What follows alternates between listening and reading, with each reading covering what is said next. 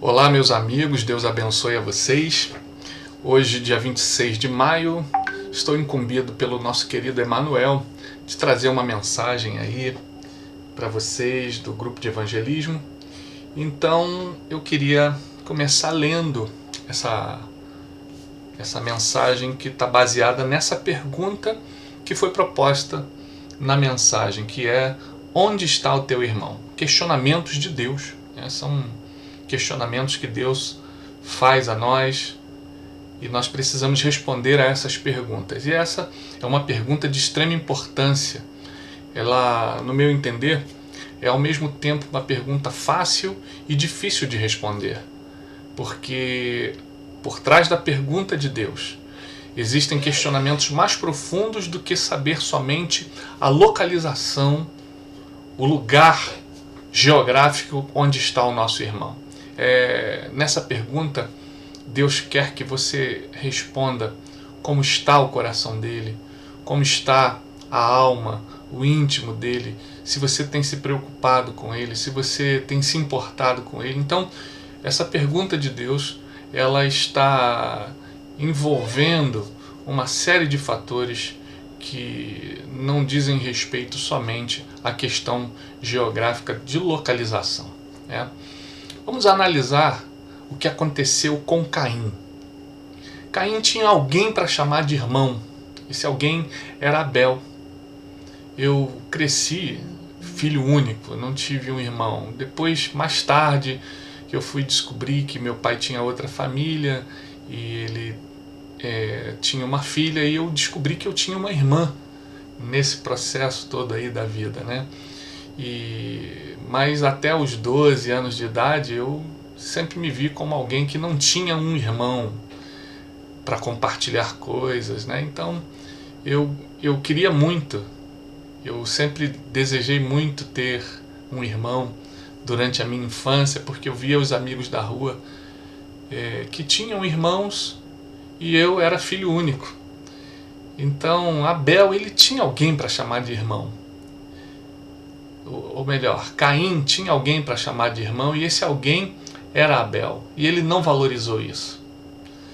E ele então se vê envolvido numa situação onde o seu irmão entra num terreno em que ele interpreta como uma concorrência. Esse momento foi um momento de trazer a oferta a Deus. Ele não viu o seu irmão como alguém que ele pudesse compartilhar alguma coisa, mas ele viu o seu irmão como um concorrente, uma pessoa concorrente. Ele estava concorrendo com o seu irmão no quesito oferta diante de Deus, né? Então, ele interpretou aquela situação de forma totalmente errada. Vamos ler o versículo 4. Perdão, vamos ler o capítulo 4. Coabitou o homem com Eva, sua mulher. Esta concebeu e deu à luz a Caim. Então disse: adquiri um varão com auxílio do Senhor. Depois deu à luz a Abel, seu irmão.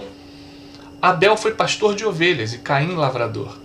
Aconteceu que no fim de uns tempos trouxe Caim do fruto da terra e uma oferta ao Senhor. Abel, por sua vez, trouxe das primícias do seu rebanho e da gordura deste. Agradou-se o Senhor de Abel e de sua oferta, ao passo que de Caim e de sua oferta não se agradou. Irou-se, pois, sobremaneira Caim, e descaiu-lhe o semblante.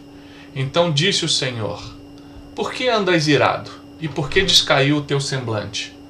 Se procederes bem, não é certo que serás aceito? Se todavia procederes mal, eis que o pecado jaz à porta, e seu desejo será contra ti, mas a ti cumpre dominá-lo. Disse Caim a Abel, seu irmão: vamos ao campo.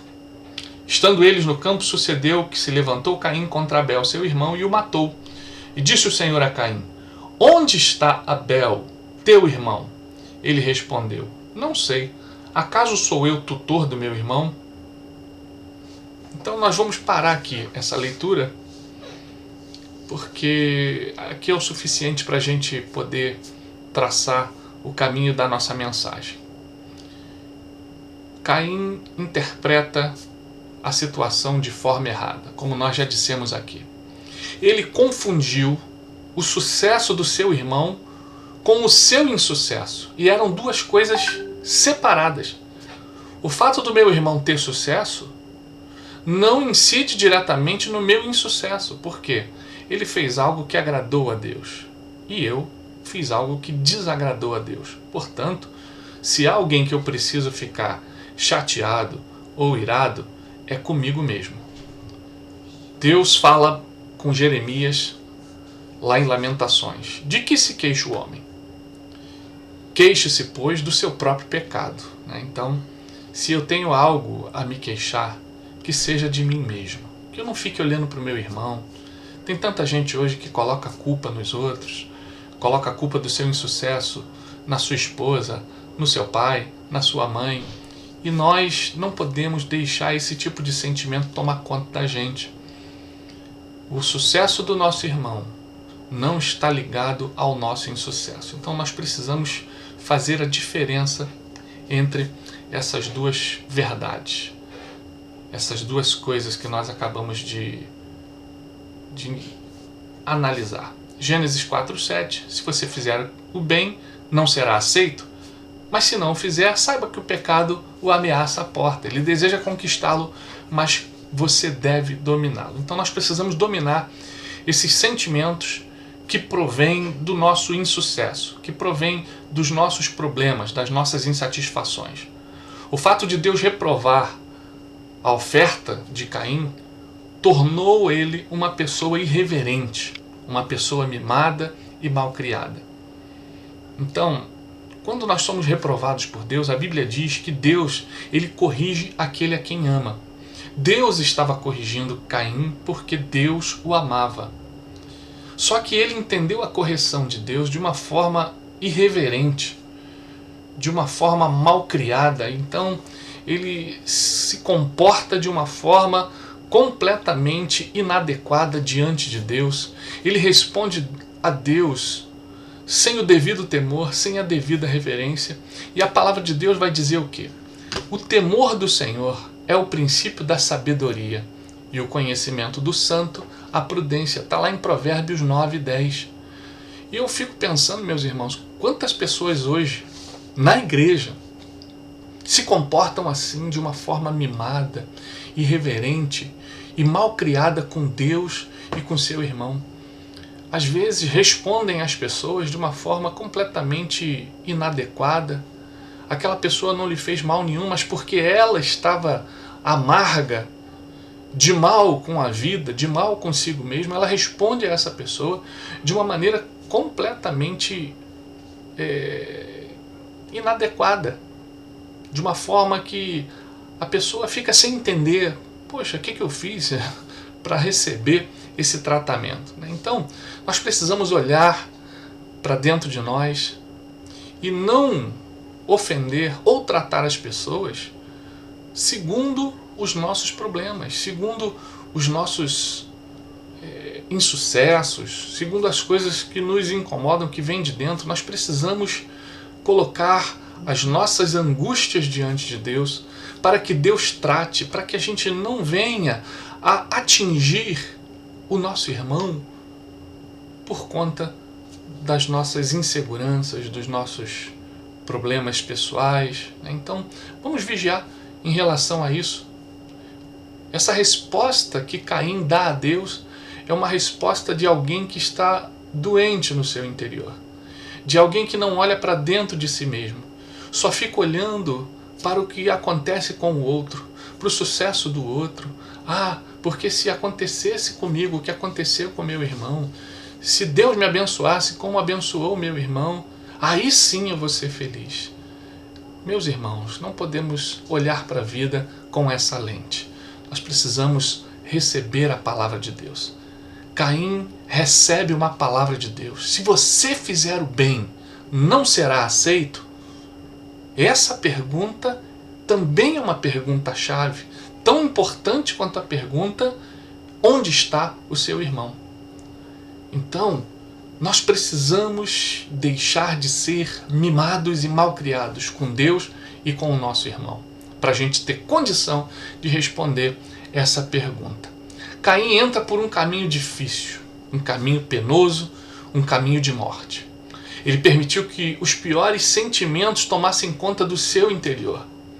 O sentimento da inveja, da competitividade, o sentimento da ira, o sentimento da má vontade que gerou uma má índole. Essa má vontade de fazer o que é melhor, de fazer o que é mais excelente, pode gerar outros sentimentos e transformar a nossa personalidade numa personalidade de má índole. E por fim ele deixou o ódio tomar conta. Caim não quis responder à pergunta de Deus, pois para ele não havia mais irmão. Havia um concorrente. Ele não somente deixou de ter um irmão, mas antes ele havia deixado de ser um irmão quando viu Abel como um concorrente seu. Então, não olhe para o seu irmão, não olhe para ninguém, nem para a pessoa lá da rua, como seu concorrente. Olhe para ele como seu próximo, como Jesus quer que você olhe. Jesus, ele transformou todas as pessoas, para nós que somos discípulos, em nosso irmão, em nosso próximo. Caim aniquilou aquele que podia chamar de irmão. Ter irmão e ser irmão podem ser duas coisas que a gente assim venha a separar para entender melhor aquilo que a gente está dizendo. Eu posso ter irmão, mas eu posso não ser um irmão.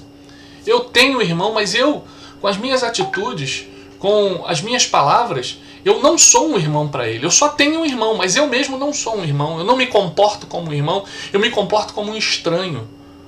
E não é isso. Se eu tenho irmão, eu sou feliz. Se eu sou um irmão, eu sou mais que feliz, porque eu posso ser alguém bem-aventurado sendo um irmão. Porque a palavra de Deus, Jesus vai dizer que mais bem-aventurada coisa é dar do que receber. Portanto, se eu posso dar, eu me torno um irmão. Se eu posso amar, eu me torno um irmão. Eu não sou somente um irmão, né? Eu não, é melhor dizendo, eu não tenho somente um irmão, eu sou o irmão por aquilo que eu dou, por aquilo que eu ofereço, eu me torno um irmão. Então eu deixo de ter e passo a ser um irmão. É interessante essa reflexão. A gente pode aprofundar isso no nosso pensamento e fazer disso assim um estilo de vida, né? Poxa, eu não quero só ter irmão, eu quero ser irmão. Então, se eu sou um irmão, eu sou um bem-aventurado, extremamente feliz. Se eu tenho irmão, eu sou feliz. Mas se eu tenho e sou irmão, eu sou mais do que feliz, eu sou bem-aventurado. E o Sermão do Monte traça algumas características de irmãos de verdade. Lá em Mateus 5, de 7 a 9, vai dizer: bem-aventurados os misericordiosos, pois obterão misericórdia. Então, se eu sou misericordioso, eu obtenho misericórdia. Então, se eu sou um irmão, eu preciso ser misericordioso com o meu próximo. Para quê? Para que eu possa obter misericórdia da parte de Deus. Bem-aventurados os puros de coração. Um irmão tem que ser puro de coração.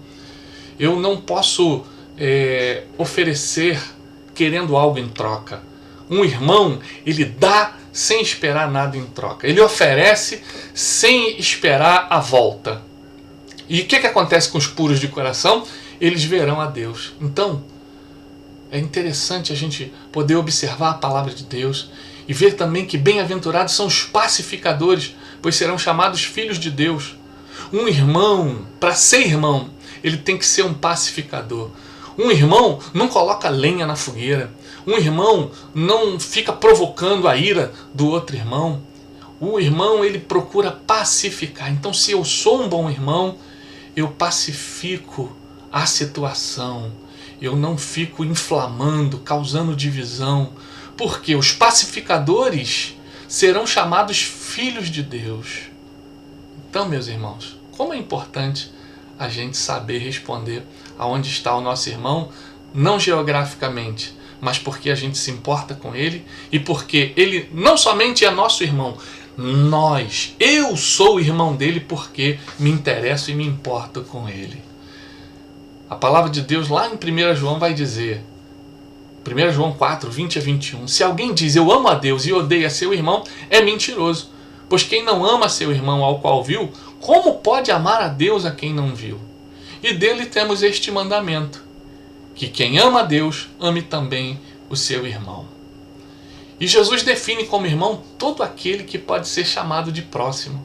Na parábola do bom samaritano, ele mostra que o próximo, aquele que não tem parentesco nenhum com a gente, ele também é o nosso irmão.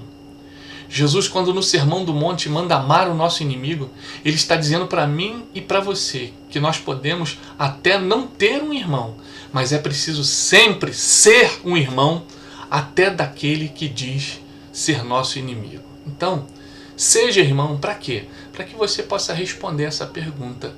Onde está o seu irmão? Que é a pergunta que Deus vai fazer para você. Onde é que está o seu irmão? Onde estão aqueles que eu coloquei do seu lado para você falar de Jesus? Onde estão aqueles que eu coloquei perto de você para você ajudar? Para você oferecer algo que eu tenho te dado como sustento e que você pode compartilhar? Ou você só tem visto as pessoas como seus concorrentes? Você não pode ver pessoas como concorrentes. Você precisa ver pessoas como seus irmãos. Mateus 5, 43 a 47 diz: Ouviste o que foi dito: amarás o teu próximo e odiarás o teu inimigo. Eu, porém, vos digo: amai os vossos inimigos, bendizei os que vos maldizem, fazei bem aos que vos odeiam e orai pelos que vos maltratam e vos perseguem, para que sejais filhos do vosso Pai que está no céu. Porque faz o que o seu sol se levante sobre maus e bons, e a chuva desça sobre justos e injustos. Pois se amardes os que vos amam, que galardão tereis? Não fazem os publicanos também o mesmo? E se saudardes unicamente os vossos irmãos da igreja, do seu convívio, que fazeis demais? Não fazem os publicanos também assim? Então, queridos, aqui nós vemos que Jesus ele abre as fronteiras do que a gente entende como irmão. Irmão é o nosso próximo. Mesmo que ele não me veja como irmão, eu preciso responder para Deus aonde ele está e como está. Então, vamos responder essa pergunta da forma como Deus quer, abençoando as pessoas, até aquelas que nos fazem mal, né, segundo a nossa interpretação. Então, essa é a mensagem que eu queria deixar para vocês, que Deus possa abençoar. E tanto eu quanto você, que a gente possa saber responder essa pergunta. Onde está o seu irmão? Deus te abençoe. Um beijo no seu coração. Em nome de Jesus. Amém. Glória a Deus.